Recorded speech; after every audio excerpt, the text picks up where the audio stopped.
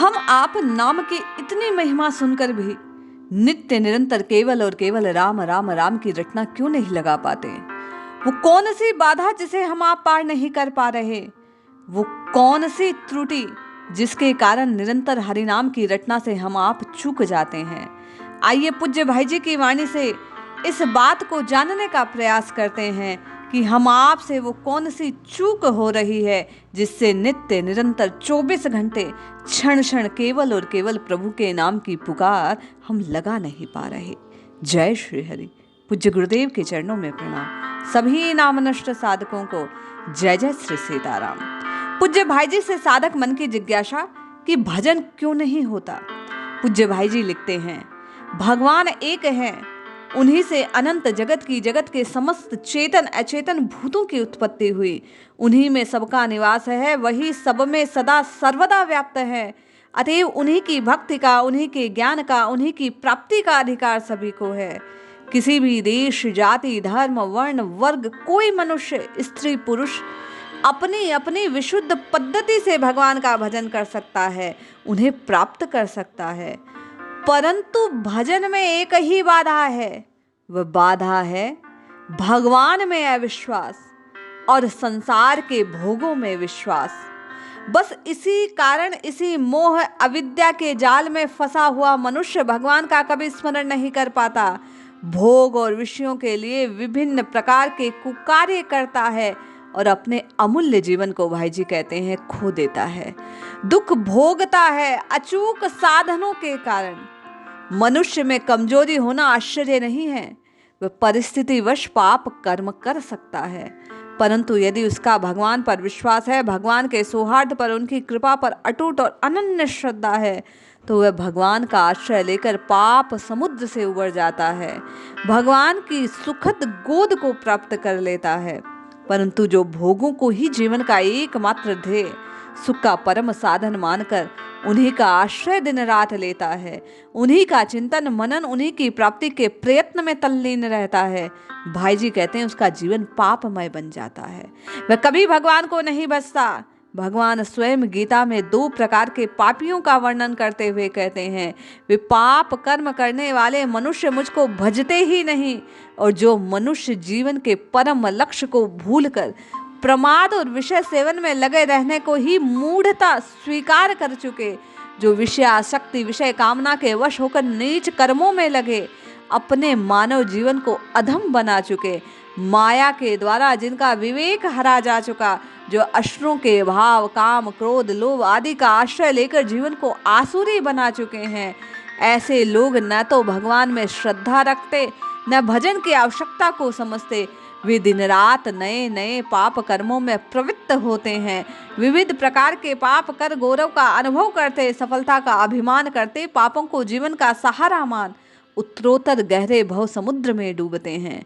भाई जी कहते हैं, दूसरे वे पापी जो परिस्थिति या दुर्बलता के कारण बड़े बड़े पाप कर्म तो कर बैठते, परंतु वे सब उस पाप को पाप समझते, पाप कर पश्चाताप करते, पाप उनके हृदय में शूल की भांति चुभते, वे उनसे त्राण पाने, भविष्य में पाप कर्म सर्वथा न बने इसके लिए सदा चिंतित रहते हैं, सचेष्ट रहते हैं। ऐसे लोग कहीं आश्रय आश्वासन न पाकर अंत में भगवान को परम आश्रय मान करुणा भाव से उनको पुकारते हैं, तो भगवान कहते हैं कि अत्यंत दुराचारी भी यदि मुझको एकमात्र शरणदाता परम आश्रय मानकर, किसी प्रकार की आशा भरोसा न रखकर केवल मुझको भजता है, आर्त होकर एकमात्र मेरी पुकार कर उठता है, उसे साधु मानना चाहिए, क्योंकि उसने एकमात्र मुझको ही परम आश्रय मान केवल मुझको ही पुकारने का सम्यक निश्चय किया।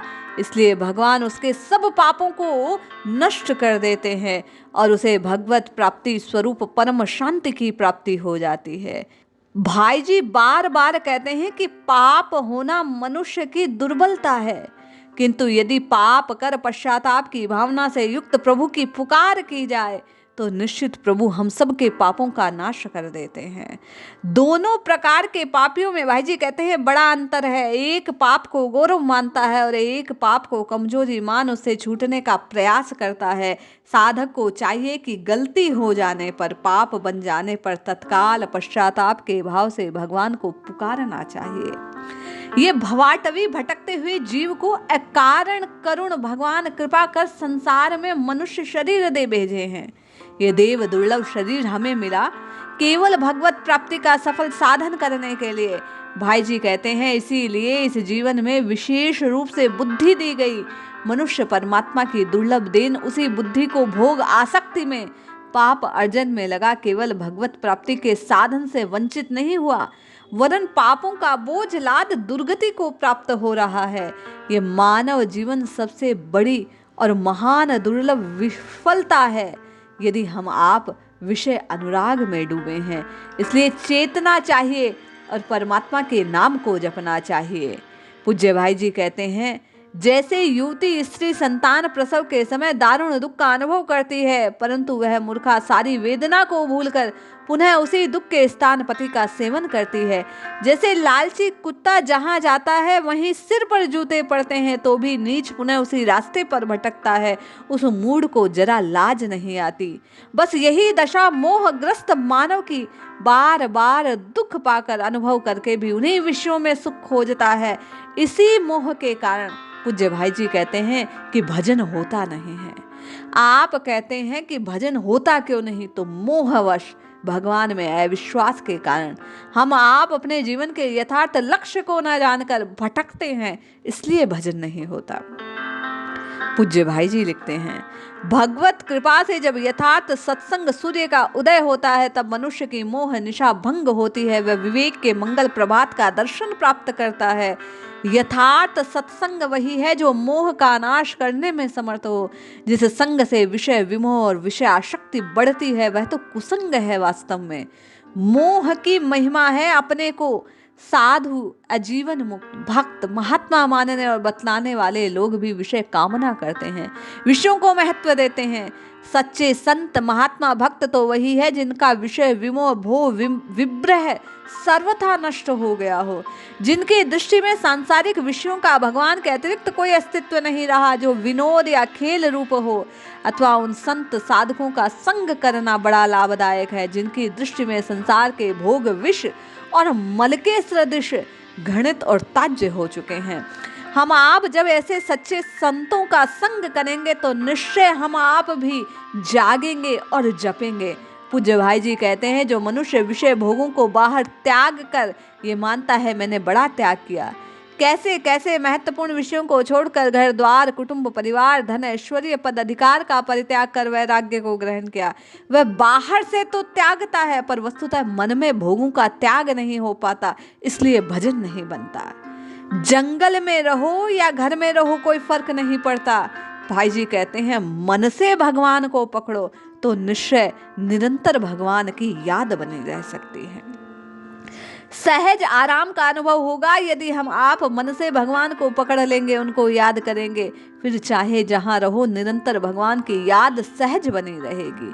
भगवान में महत्व बुद्धि और भोगों में वास्तविक त्याग बुद्धि होने पर तत्काल लाभ होता है। पूज्य भाई जी कहते हैं ऐसे पुरुषों का जीवन चित्र ही भोग लिप्सा को दूर करने वाला मूर्तिमान सत्संग है। उनका सत्संग करना चाहिए जो भगवत प्रेम के नशे में चूर होकर या तो संसार को सर्वथा भूल चुके या जिनको नित्य निरंतर समग्र जगत में केवल अपने प्रियतम की मधुर मनोहर झांकी हो। सत्संग द्वारा जितना मोह का पर्दा हटेगा फटेगा उतना ही विषय व्यामोह मिटकर भगवान की ओर चित्त का आकर्षण होगा, उतनी ही अधिक भगवत भजन में प्रवृत्ति होगी। जो जो भजन में निष्कामता प्रेम निरंतरता आएगी त्यों त्यों मोह निशा का अंत समीप होगा, फिर तो मोह मिटते ही भगवान हृदय में विराजेंगे। पूज्य भाई जी कहते हैं विराज तो वे अब भी हमारे भीतर ही रहे हैं पर अंदर की आंखों का पर्दा है, उस पर्दे के हटते ही तत्काल भगवान दिख जाएंगे। हम आपका काम बन जाएगा, काम तम भाग जाएगा, क्योंकि जहां काम तह राम नहीं, जहां राम नहीं काम, तुलसी कबहू रही सके रवि रजनी इक ठाम। इसलिए हम आपको चाहिए कि नित्य निरंतर संतों का संग करें, बार बार हरि नाम की महता को श्रवण करें, सुनते सुनते जपते जपते संतों का संग करते करते एक दिन ये हृदय की मलिनता दूर होगी, हम आपको सच्चा प्रेम होगा और राम राम राम रटकर इस रस को पीकर ये रसना इस अमृत को भीतर उतार देगी, हम आपका कल्याण होगा। इसलिए जपिए, रटिए, पुकारिए, निश्चित लाभ होगा। जय श्री हरि।